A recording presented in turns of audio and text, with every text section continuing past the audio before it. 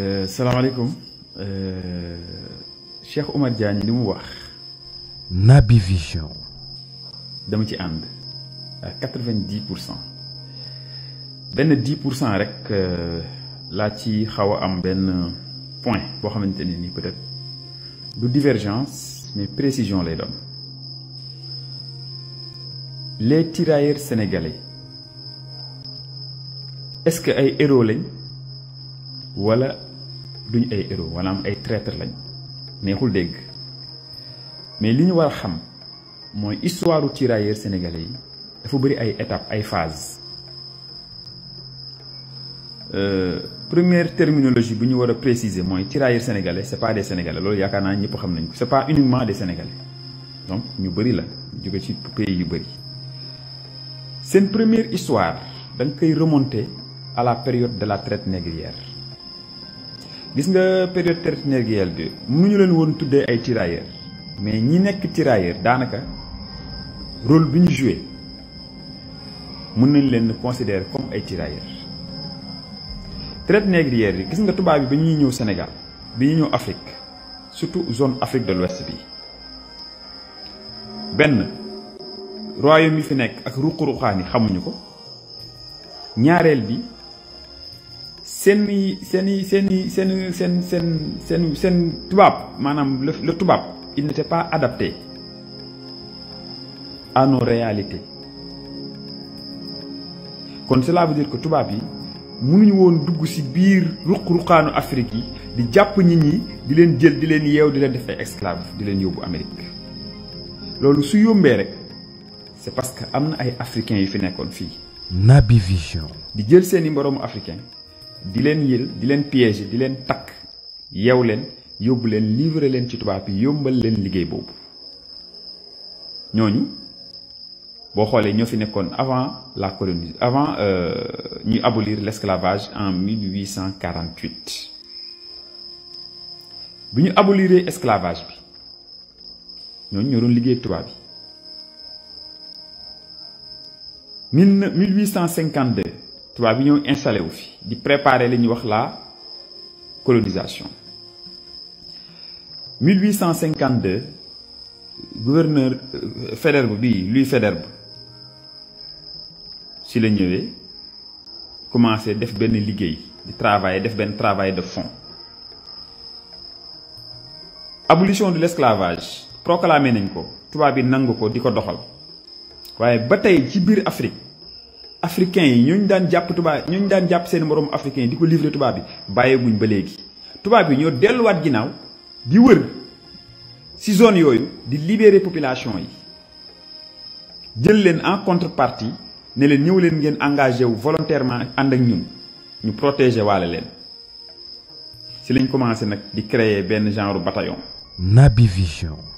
ba 1857 Faidherbe mii moo bind France ne leen nañu créer benn genre armée boo xamante ne nii tirailleurs yii la ñuy jël leen di leen utiliser pour ñu ñuy doxal di ñu doxalal li ñuy wax la politique de la colonisation 1857 ci lañ créé officiellement les tirailleurs sénégalais.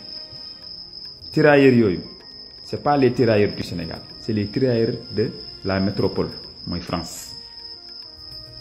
musuñu liggéey pour Afrique musuñu xeex pour Afrique au contraire ñoo daan xeex suñu buur yi fi nekkoon ku mel ni Samori Touré tey tirailleurs yooyu ñoo ko jàpp di jubiler xam nga livrer ko tubaab bi ak yeneen résistants yi fi nekkoon. man je me dis que Cheikh Oumar Diagne li mu wax neexul dégg de mais c'est la pure vérité tirailleurs li ñu xeexal tubaab bi rayante ko foofu bu ñu ko rayante woon fii ci Afrique kon tubaab bi du ñu mës a coloniser du mës a am. kon traite négrière du am colonisation du am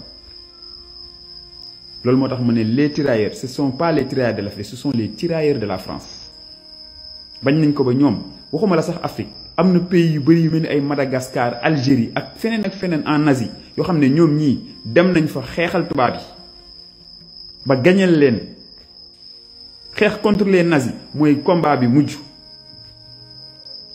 donc yàgg nañoo xeex ngir tubaab yi mais musuñu xeex pour Afrique ces tirailleurs sénégalais là il faut le dire neexul dégg maintenant benn point rek moom moo nekk point boo xam ne peut-être mën na indi jiixi jaax mooy l'histoire de Thiaroye 1944. Naby Vision.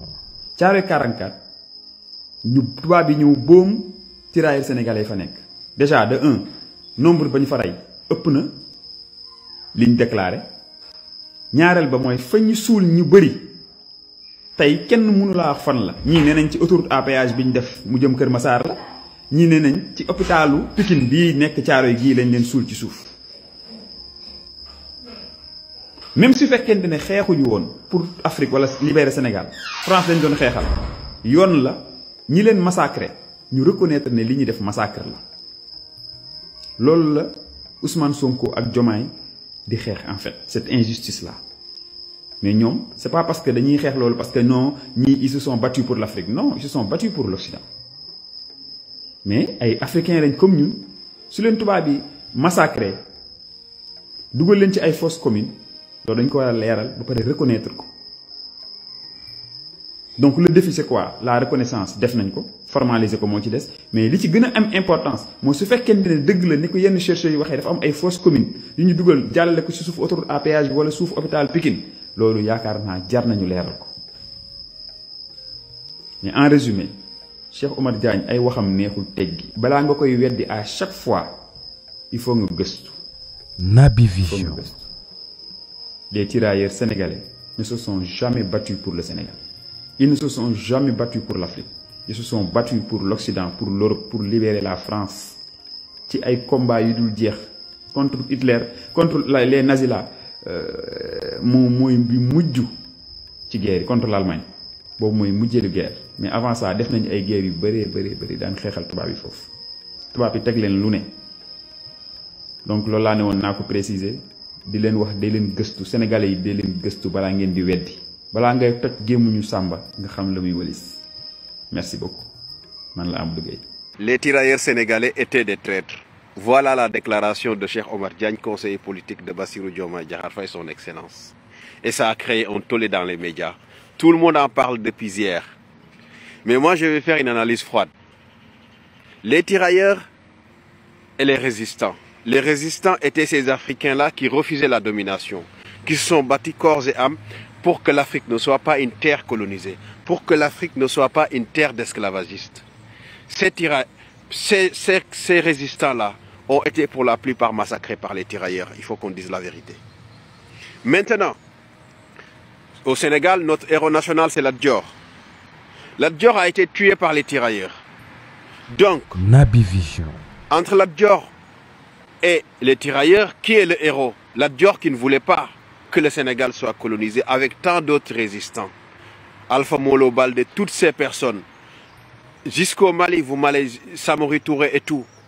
El Hadj Omar Tall, toutes ces personnes ont été massacrées par les tirailleurs et leurs chefs français. Donc, en tant qu'Africains, est-ce que réellement on doit célébrer les tirailleurs qui ont participé au massacre de nos héros, qui ont facilité la pénétration des colons dans les villages les plus reculés d'Afrique et qui ont transformé l'Afrique en une terre décolonisée, ou bien on doit célébrer ces héros-là qui ont résisté, qui ont donné leur vie, la vie de leurs frères, de leurs petits frères et de leurs enfants. Moi, personnellement, le seul mérite que je reconnais aux tirailleurs, c'est lors des deux dernières guerres, Grande Guerre mondiale. Ils se sont battus corps et âme contre le mal absolu que constituait le nazisme. Et je leur reconnais cette bravoure. Et quand il s'agit de parler de ces événements, je les prends comme des héros. Maintenant, si un Français dit les tirailleurs, dans tous les cas, c'est des héros. Je le comprends parce qu'il a aidé, les tirailleurs ont aidé son pays à coloniser tout un continent. Les tirailleurs ont aidé son pays à se défendre contre le mal absolu que constituait le nazisme. Mais maintenant, moi en tant que Sénégalais, ancien fils de Tchédo, Naby Vision. Des Tchédos qui ont subi toute la violence de ces tirailleurs-là, qui ont facilité la plupart des exécutions sommaires dans nos villages, la plupart des bétails ravagés, volés, confisqués. Est-ce que réellement, moi, je peux prendre ces tirailleurs-là comme des héros, étant donné que je vois de mon côté Lat Dior qui est là, qui s'est battu, El Hadj Omar Tall qui s'est battu, Alpha Molo Baldé qui s'est battu, Aline Sitoé Diatta qui s'est battu. Et qui s'est battu contre qui? Contre ces tirailleurs-là. Donc, il faut qu'on analyse froidement la problématique des tirailleurs. Cheikh Omar Diagne n'a pas totalement tort. Dès qu'il s'agit de parler des tirailleurs, nous, Africains, on doit avoir un regard différent par rapport aux Européens. Parce qu'en réalité, les actes n'étaient pas les mêmes. Nous, les Africains, on a subi toute la violence des tirailleurs. Je me rappelle de Mamadou Racine Sy, un tirailleur qui est né dans la vallée du fleuve Sénégal, au Podor, qui a été tué par la résistance malienne. Naby Vision. Un des plus grands tirailleurs du XXe siècle. Du XXe siècle, dis-moi. Et ces personnes-là, est-ce qu'on doit les célébrer? Je ne sais pas. En tout cas, moi, je ne suis pas totalement contre la parole de Cheikh Omar Diagne. Parce que je ne peux pas célébrer une personne et son ennemi. Ou bien célébrer le héros national et son bourreau. Le héros national du Sénégal, c'est Lat Dior. Toutes les personnes qui ont résisté à la colonisation et leurs bourreaux ont été les tirailleurs avec les colons derrière. Je pense que cette question mérite un grand débat national pour déterminer le rôle de chaque personne dans ce qu'a constitué aujourd'hui l'Afrique. Quel a été le rôle des tirailleurs pour l'Afrique? Est-ce que les tirailleurs étaient nuisibles ou bénéfiques pour l'Afrique? Est-ce que les résistants qu'on célèbre, c'est de vrais résistants? Moi, je pense que c'est de vrais résistants. Mais s'agissant des tirailleurs, il y a un vrai problème qui se pose. Parce que les tirailleurs n'ont pas été, pour nous, Naby Vision. les mecs les plus gentils, les mecs les plus gentils du quartier. Non, en réalité, ils servaient à détruire tout le tissu social, tout le tissu industriel de l'Afrique avant la colonisation. C'est grâce, et là je vais vous demander d'aller voir l'Empire français avant la création du corps des tirailleurs, avant les années 1850. Et après la création du corps des tirailleurs, c'est en ce moment-là qu'ils ont pénétré en réalité l'Afrique. Parce qu'avant, il y avait juste des mouvements évangélistes qui étaient là, qui signaient des pactes avec les chefs locaux. Mais c'est à partir de la création du corps des tirailleurs que les batailles ont commencé. Ils ont commencé à éliminer petit à petit tous les résistants africains. C'est à partir de la création de ce corps-là. Donc, je ne suis pas 100% pour ce qu'il a dit, parce qu'il y a la Seconde et la Deuxième Guerre mondiale, et la Première Guerre mondiale. Mais s'il s'agit de l'Afrique, les tirailleurs n'ont pas été les bons mecs, et ils nous ont torturés, tués.